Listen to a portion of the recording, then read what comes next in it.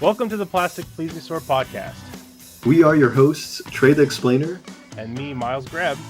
A podcast about the natural world, things that people claim are part of the natural world, and things that used to be.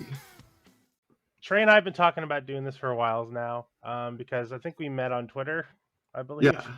Yeah. I'll just tell a little about what I do. My name's Miles Greb. I am a comic book writer and a SciComm guy. I helped organize the March for Science a couple years ago, and I created a couple like pro science comic books. Probably best known for After the Gold Rush, which is return to optimistic science fiction and follows the last scientist as she returns to Earth to find it a state of wilderness. Really inspired by like Cosmos and Star Trek. That's kind of view that science can help us understand the world better and make the world a better place if we're devoted to it. And then Clovis, which is my more paleontology, anthropology comic, which is set in North America about 12,000 years ago and follows some of the first people there, the Clovis, that I mostly did because I wanted to kind of give those people more focus and deal with their story more because I think they're important to humanity, but also because there's lots of cool megafauna in North America that I wanted to see drawn. Yeah, so that's kind of what I do. And Trey here, you may know from his awesome YouTube show. I'll let him talk about that a little bit. Yeah, I'm a YouTuber. I used to talk. My main focus was on dinosaurs and cryptids. But I've since branched out to like history and anthropology and stuff. Essentially, if it's science, I'll probably talk about it on my channel. Just like educational stuff, all kinds of things. I have trouble describing what my channel's about. It's basically weird old stuff that isn't around anymore that we wish we knew more about. Yes. Yes. I think we both kind of have this like love for things like that we just know the surface of, because I think we're both, I believe, like methodological naturalists. We believe in like evidence and things that we can see, but we also like the things that like your imagination really can bounce off of. Yeah. Because I think like cryptids and stuff, I don't believe in any particular them are likely to be true, but I love the ideas of these monsters and stories. And like I said on Twitter the other day, I think that a lot of our love of like Bigfoot, for example, comes from like a grief that we have kind of like killed the wilderness, and like we can see the trees when we're driving down the road, like especially me in the Northwest. I can see the dark line of the forest, but I know that if I parked my car and walked into there, I wouldn't find anything that I don't already know is there. Right. And I think that there's a sadness in that. And so I think some people deal with that sadness by expanding on their belief in monsters. That's probably pop psychology and not accurate, but that's what I romantically believe. I agree with that. I think it's like I did a video on like DNA evidence and stuff in cryptids, and that the fact that like DNA has sort of robbed the world of like cryptids, where you can essentially just identify them now. And if there's not really DNA evidence, it's pretty certain that it's not real.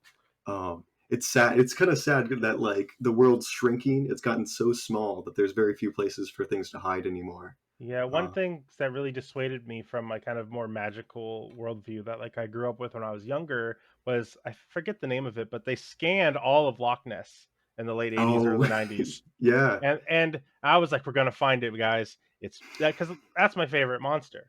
The Loch Ness monster. It's so like romantic and cool. And then there's just nothing. And I had to accept that, and then like now we have but maybe it's hiding in a cave, right? Maybe there's like 5 of them. Yeah, but family. But then we have eDNA, right? This environmental DNA database where you can kind of like look at like a whole web of the ecosystem, and there's nothing down there. Yeah. And that kind of evidence, the eDNA evidence, is just so compelling. It's, what are you gonna do? Right. But the history of these creatures, and how people talk about them is still interesting, even if the animals are not real, because it's just about the animals that are real, us, and how we view our surroundings, how we talk about them, how they inspire us, and those stories are still interesting, even if there's nothing creeping and crawling out there. Yeah, I agree. Definitely. And I mean, there's still stuff to be discovered. I mean, right, the megamouth shark wasn't known until like 40-50 years ago. Yeah, that was the 70s, right? I don't know how long the 70s was. 70. I think I calculated it was like the same. I think it was 76, Because the maybe. 90s was 10 years ago, so guess that's like 20 or 30 years ago. Yeah. No, no, there's still stuff out. It's definitely in the ocean. Like I don't know, definitely not megalodon. Everybody goes for Yeah, megalodon right yeah. away, If but you're wondering our take on Megalodon, it's a no, it's a strong unfortunately. anti-megalodon stance. Yeah, yeah. But other things like We'll I put that don't in the know. tags of the show, anti-Megalodon podcast. Other shark, like other species, like there's definitely tons and tons of fish species yet to be Yeah. identified. So Don't lose hope. I came up with the name of the podcast mostly because, the famous Loch Ness monster photo, right? The Surgeon's General photo taken by a non-surgeon. Um, it, Gynecologist. yeah, it was is a photo of a plastic and wooden plesiosaur. And that plastic and wooden plesiosaur kind of inspired the world. And although the monster that it's supposed to, represent isn't real, that plastic and wooden plesiosaur sunk into the loch. Hmm. So it is still out there.